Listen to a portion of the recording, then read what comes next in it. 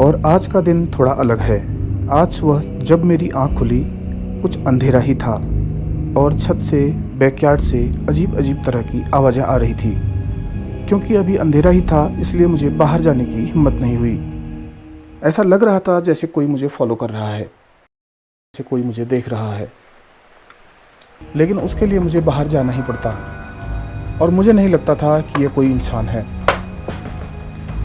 फिर मैंने दरवाज़ा खोला और मैं बाहर की तरफ गया। बारिश रात भर नहीं थमी है। आज सुबह से ही लगातार बारिश हो रही है। चारों तरफ धुंध की चादर छाई हुई है और अभी 10 बजे के आसपास और तेज बरस रही है। मैंने बारीकी से हर तरफ देखना शुरू किया और फिर मैंने छत में जाना ठीक समझा ताकि वहाँ पर जाकर मैं यह देख पाऊँ कि वहाँ कुछ है तो नहीं।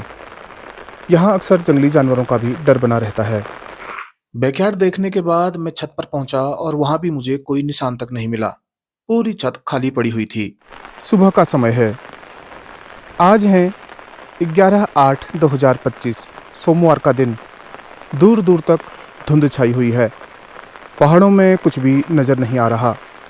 ऐसा लगता है आज पूरे दिन सूरज नहीं निकलेगा। नीचे के घरों से ज़ोर ज़ोर से चिल्लाने की आवाज़ें आ रही थी तो मैंने आगे बढ़कर देखा और सारा माजरा मेरी समझ में आ गया। आज बंदर यहाँ आ चुके हैं। माँ छाता लेकर बंदर को भगा रही हैं, लेकिन बंदर उन्हें ज़बरदस्ती घुड़की दे रहा है। यह सब देखकर मैं थोड़ा परेशान भी हुआ। फिर मैंने समझा कि नीचे जाकर क्यों न बंदरों को भगाया जाए।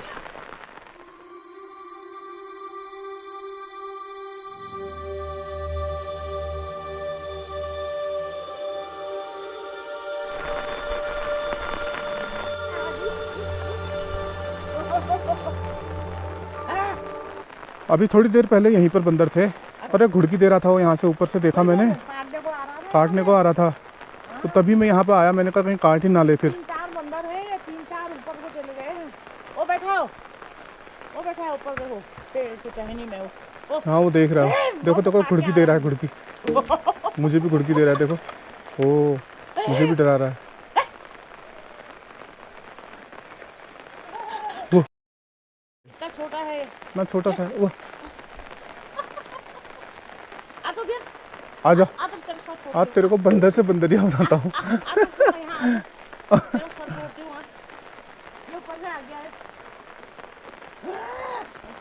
जंगलों में कुछ खाने को रह नहीं गया है और इन लोगों को भी यहीं गांव की बस्तियों की तरफ आना है और सब लोगों को परेशान करके रखा हुआ है।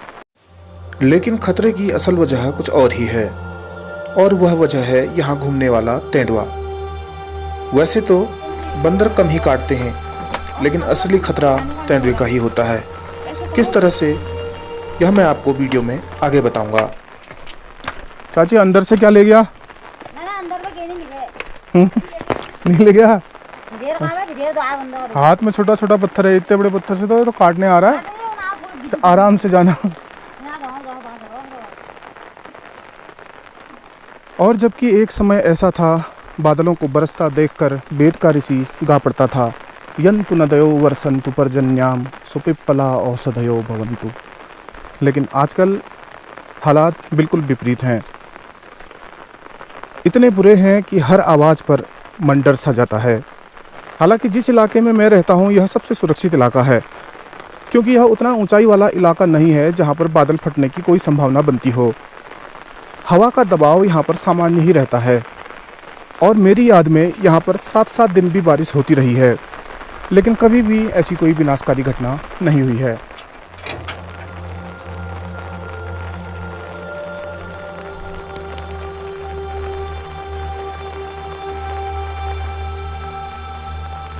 बेशक पहाड़ खूबसूरत हैं, मैंने पहले भी कहा है, लेकिन यहाँ के अपने ही डर हैं और यहाँ की अपनी ही समस्याएं।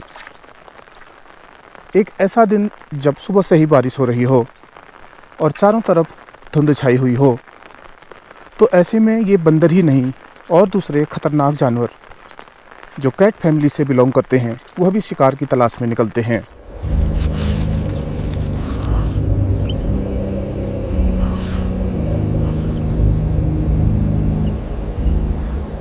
बारिश से परेशान कोई जानवर, बचाव के लिए कोई किसी गुफा में घुसे हुए, शरण लिए हुए कोई यात्री और जानवर।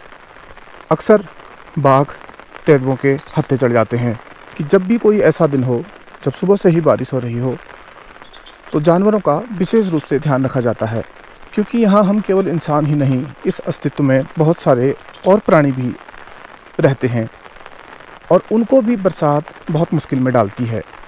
उन्हें भी खाना आसानी से उपलब्ध नहीं होता और उनके साथ तो अनिश्चितताएं बहुत अधिक होती हैं, जिस वजह से वह अपने शिकार की तलाश में इधर उधर निकल पड़ते हैं इन रास्तों पर जहां उनके आने की कोई संभावना नहीं है। लेकिन आज के बारे में कहा नहीं जा सकता, यह बहुत अनायास होता है, जिस तरह यहाँ का मौसम अनायास है। सामने की ओर खुलता हुआ रास्ता और जंगल पूरी तरह सुनसान लगता है। एक अजीब सी धुंध छाई ही हुई है।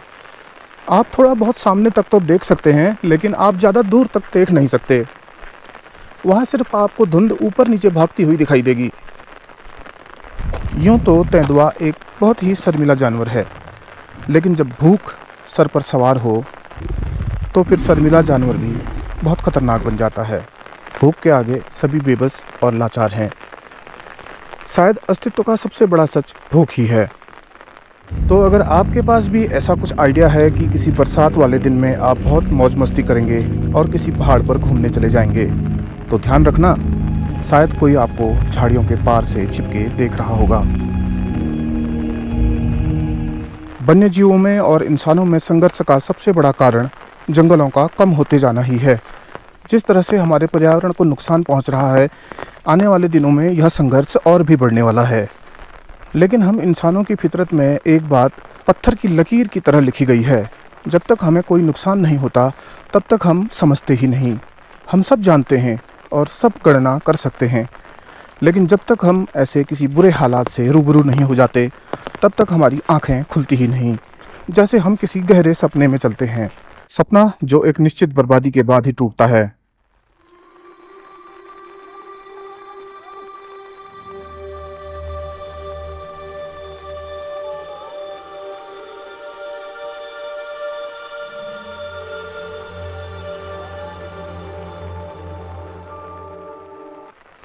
है चाचा, बारिश खूब लगी आज। इतनी इमरजेंसी क्या थी? आराम से जाते। मैंने कहा कल को जरा हबीब था, जरा परसों सरार था, मैंने कहा पन्नौला गया। अच्छा, पनौला गए थे। हाँ, तो अभी गाड़ियाँ वगैरह चल रही हैं, सब ठीक ठाक हैं? सड़कें चल रही है, लेकिन मतलब बहुत कम चल रही है। कम चल रही हैं, बहुत ज़्यादा नहीं चल रही। ज़्यादातर सुनसानी है। सुनसानी हो रही है अभी, भीड़ की वजह से दुकानें भी जरा उतनी चहल पहल नहीं है। हाँ नहीं है। और आज तो बंदर भी आए हुए हैं अभी। ये बंदर बहुत आगे भी चलता हूँ। हाँ, वहाँ भी देखने पड़ेंगे घर में ना। बंदर बहुत आए हैं। हाँ, मैंने अभी थोड़ी देर पहले भगाए।